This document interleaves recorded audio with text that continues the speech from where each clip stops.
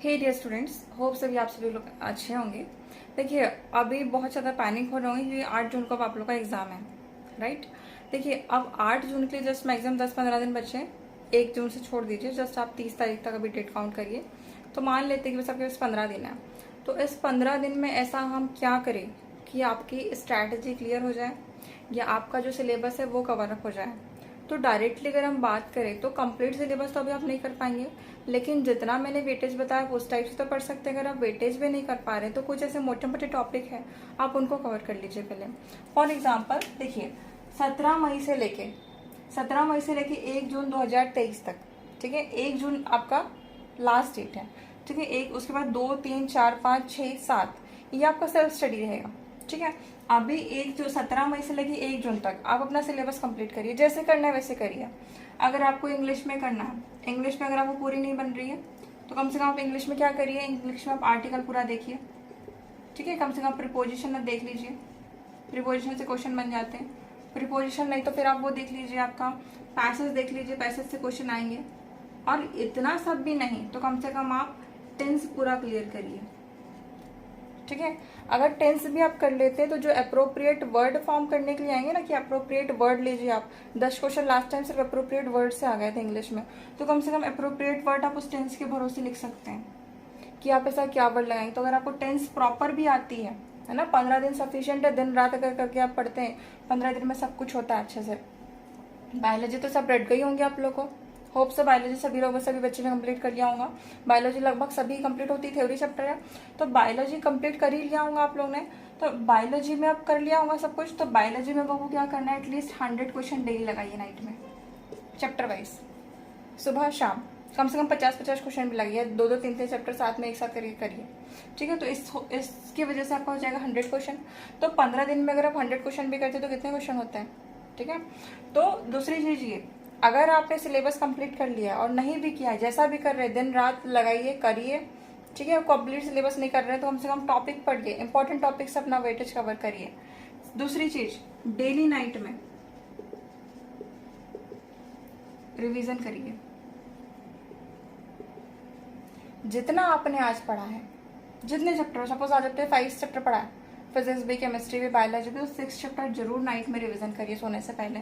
और जब आप मॉर्निंग पे उठ रहे हैं 4 बजे 5 बजे, तो इस मॉर्निंग पे इस नाइट को, जिस नाइट को आप सोने वाले उस नाइट को टारगेट दीजिए कि कल की मॉर्निंग पे मुझे इक्विलिब्रियम पढ़ना है, मोल कॉन्सेप्ट पढ़ना है, प्लांट किंगडम पढ़ना है, ठीक है।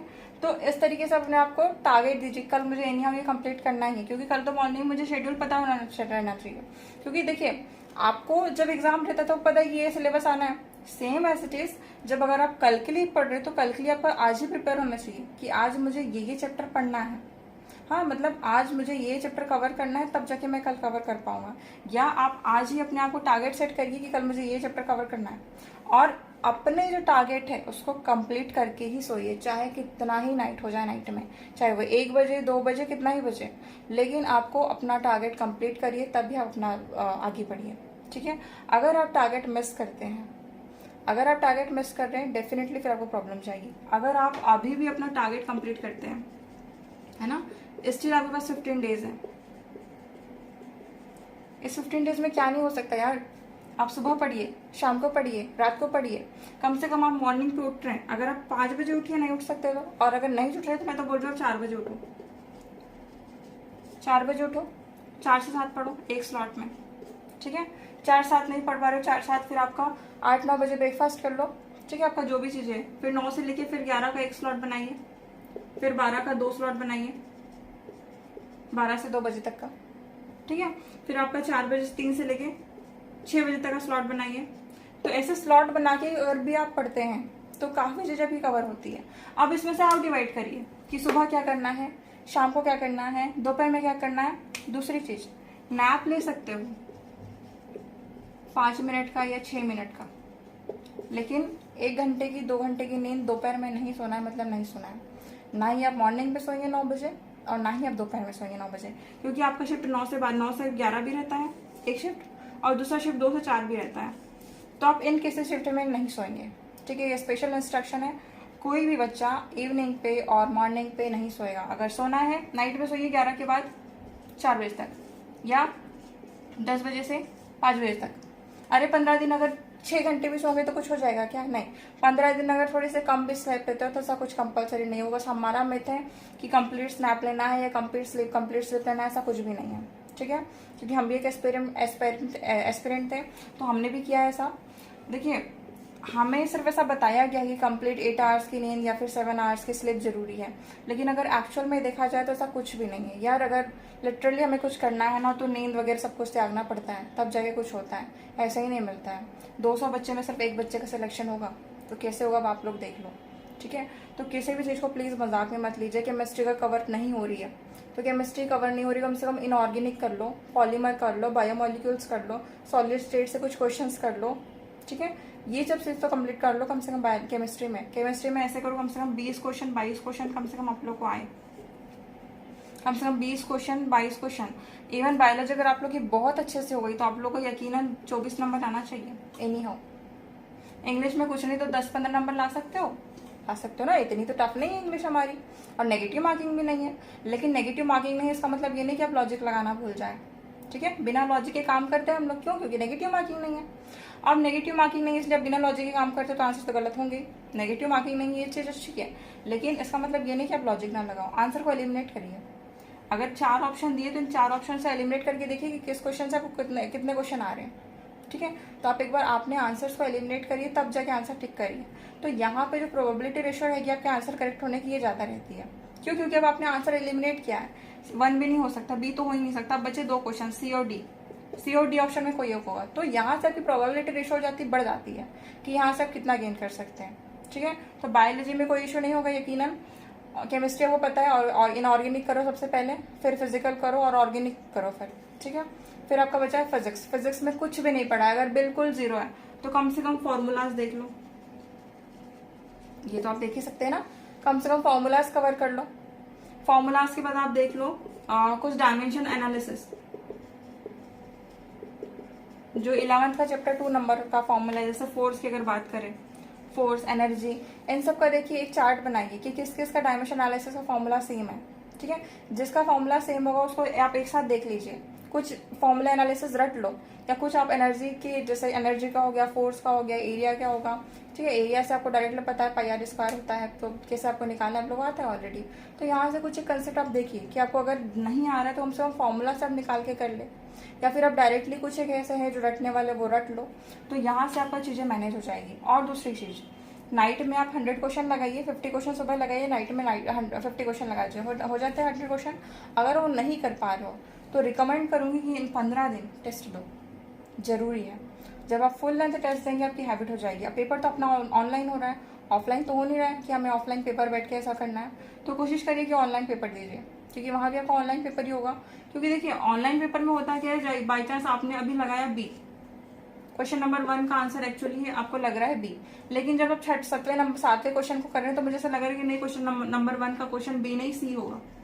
तो ये अपने पास बेस्ट मेथड है कि अपने पास ऑनलाइन पेपर में ये चीजें ऑप्शन है कि बी को आप सी भी कर सकते हैं। ठीक है, तो इतना हड़बड़ाना नहीं पेपर के वक्त। वहीं पे आपका ऑफलाइन जो पेपर हुआ वहां पे ये सब फैसिलिटीज नहीं है। एक बार आपने ओएमआर में बी लगा दिया मतलब बी होगा, बाद में से लग रहा है कि सी होगा, आपके पास कोई ऑप्शन नहीं है करने के लिए। बी में कर दिया मतलब कर दिया, चाहे वो सही हो या गलत हो। लेकिन ऑनलाइन में आपके पास ये बेनिफिट है, तो इसको भी और थोड़ा सा ध्यान से लेना कि क्वेश्चन मार्क में ऐसा पैनिक नहीं होना, क्वेश्चन नहीं बन रहे, इट्स ओके। क्योंकि स्टूडेंट का एक मेन प्रॉब्लम ये भी है कि पैनिक हो जाते हैं। तो देखिए, हिंदी मीडियम के टेस्ट ऐप पर चल रहे हैं और इंग्लिश मीडियम के टेस्ट टीचमेंट पे चल रहे हैं। इंग्लिश मीडियम के टेस्ट रेगुलर चल रहे हैं, ऑल्टरनेट डेज पे चल रहे हैं। अब ये लगभग 20-24 तारीख तक इनका टेस्ट कंप्लीट हो जाएगा। कुछ बच्चों ने आप लोग कंप्लीट पीवाईक्यू भी दिया है, चैप्टर वाइज भी दिया है, और अभी भी अगर देना चाहते हो चैप्टर वाइज टेस्ट तो आप दे सकते हैं, चाहे हिंदी मीडियम की बात करूँ, इंग्लिश मीडियम की बात करूँ। इंग्लिश मीडियम का टेस्ट 149 में है, ठीक है, और हिंदी मीडियम का टेस्ट 99 रुपीज़ में है। ठीक है, आपका कंप्लीट सिलेबस होगा। यहाँ पे एक्चुअली इंग्लिश मीडियम का टेस्ट 2 बार हो चुका है। पहला आपका पीवाईक्यू बेस्ड मतलब चैप्टर वाइज, दूसरा आपका अभी जो चल रहा है वो फुल लेंथ चल रहा है इंग्लिश मीडियम का। ठीक है, तो अब आप लोग देख लीजिए आप लोगों को किस टाइप से पढ़ना है और किस टाइप से अपनी स्ट्रैटेजी कर रहा है। और एक चीज़ सबसे इंपॉर्टेंट, टाइम टेबल बनाओ अपने हिसाब से। टाइम टेबल में यही आना चाहिए कि मुझे 12 से 2 बजे केमिस्ट्री करना है, 3 से 6 बजे मुझे फिजिक्स पढ़ना है, या फिर 6 से 9 बजे मुझे पीवाईक्यू लगाना है। अपने हिसाब से करिए, ठीक है।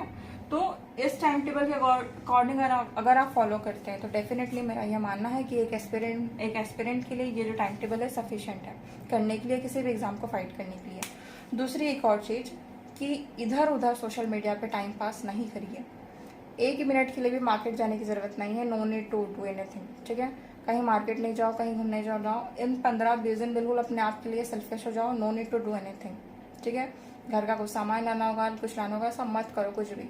सिर्फ अपना टेबल, अपने स्टडी, अपने आप पे फोकस करो, अपने स्टडी पे फोकस करो, दैट्स इट। सोशल मीडिया मत चलाओ, कहीं घूमने फिरने नहीं जाओ, कोई वेडिंग अटेंड करने की जरूरत अभी आप लोग को नहीं है। मैक्सिमम बच्चे अभी वेडिंग भी अटेंड करते होंगे, मुझे पता है, क्योंकि चल ही रहा है शादी का सीजन। क्या होता है अगर एक दिन अटेंड भी कर लिया तो बहुत कुछ होता है। एक दिन से आपको 24-12 आवर्स जा रहे हैं, 6 to 7 आवर्स आपके शादी में जाएंगे। भाई शादी करने वाले तो शादी करके चले जाते हैं, आप लोगों को कुछ होता है क्या फायदा? नहीं ना, सिर्फ आप लोग अटेंड करते हैं, बाकी कुछ भी नहीं। तो शादी आप लोग देख लो, ठीक है। तो पहले अपना फोकस करो अपने स्टडी पर, उसके बाद शादी, ठीक है। तो बात के कि पहले इन पर फोकस करिए। 8 जून को पेपर है, तो उस 8 जून के हिसाब से अपने आप पर फोकस करो, अपने स्टडी पे फोकस करो, क्योंकि एक बार एग्जाम निकल गई तो फिर तो शादी तो एंजॉय करना ही है, और फिर कॉलेज भी आपके अपन पसंद का हो जाएगा, ठीक है। और किसी को कोई डाउट होता है तो टेलीग्राम पे मैं हूँ, टेलीग्राम से मुझे जुड़िए। वहाँ पे कॉन्टैक्ट नंबर वगैरह भी है, अगर आप लोगों को कॉल वगैरह करना है तो आप कॉल बैक कर सकते हैं। टेलीग्राम पे भी डायरेक्ट मुझे मैसेज कर सकते हैं। डिस्कशन ग्रुप चल रहा है, वहाँ पे मैसेज करते हैं। किसी टॉपिक पे दिक्कत जा रही है, कुछ हो रहा है, हिंदी हो इंग्लिश हो, मैं कोशिश करूँगी एक्सप्लेन करूँ। हिंदी देखो मैं सीख रही हूँ कि हिंदी में कोशिश करूँ कि हिंदी में बोल पा रही हूँ, और जल्दी आप लोग की वीडियो टॉपिक की वेटेज की भी आ जाएगी। PDF बन चुकी है उसकी, मैं हिंदी इंग्लिश दोनों में उसको एक्सप्लेन करने की कोशिश करूँगी, ठीक है। इंग्लिश में तो बोलती हूँ, लेकिन मैंने कोशिश किया कि उसको मैं हिंदी में इस बार ट्रांसलेट करी हूँ। तो हिंदी मीडियम और इंग्लिश मीडियम दोनों ही बच्चे के लिए वीडियो इन्फॉर्मेशन हेल्पफुल रहेगी। और कोई भी अगर डाउट होता है तो आप डायरेक्टली इन 15 दिन के अंदर मुझे पूछ सकते हैं किसी भी टाइम पे। क्लियर? इस चीज़ को फॉलो करिए, यकीनन ये जो कॉन्सेप्ट है, ये जो चीज़ें आपको हेल्प करेगी आपकी अभी पढ़ने के लिए, ठीक है। इंपॉर्टेंट टॉपिक्स पर फोकस करिए, हाई वेटेज, पूरा नहीं, हाई वेटेज पे फोकस करिए। आप लोग को इतना पढ़ने के वजह पढ़ के पता चलेगा कि इस टॉपिक में कितना आता है, तो उस हिसाब से अपने आप को कवर करिए, अपने आप को ट्रेन करिए। और लिटरली 15 दिन सफिशिएंट है, ठीक है। साल भर से तो हमने बहुत कुछ पढ़ा, अब ज़रूरत है अपने आप को एनालिसिस करने की, अपने आप को इम्प्लीमेंट करने की, अपने आप को बस बिल्कुल झोंक देने की अपने स्टडी में, ठीक है। कहीं उठना नहीं, कहीं जाना नहीं, इधर उधर बिल्कुल घूमने फिरने की जरूरत नहीं है, बस तुम और तुम्हारी स्टडी। क्लियर? कोई डाउट होता है बार बार बोल रहे हो, आप लोग पूछ सकते हैं किसी भी वक्त। Clear? Wishing you all the best, good luck.